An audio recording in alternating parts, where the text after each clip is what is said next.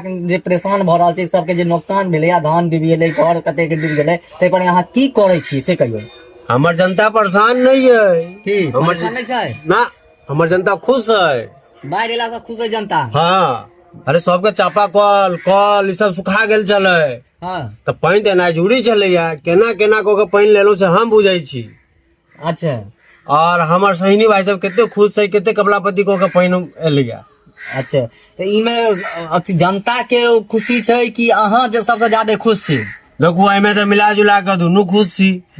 4 साल से बाढ़ नहीं अबै छला। हाँ तो किछ अपनो जेब गरम हेतै, किछ जनतो खुश रहत। अच्छा जे मतलब रिलीफ जे बटेतै त अपनो आ जनतो सैह ने। तो दोनों आदमी खुश। आ ई नहीं कि एहन तो नहीं है कि जनता कम आ अपने ज्यादा कऽ दै छी अहाँ। वो तो कनी मनी तो होते छै, क्या तो मेहनत से बाढ़ ले लिया आ मंगवे लिया।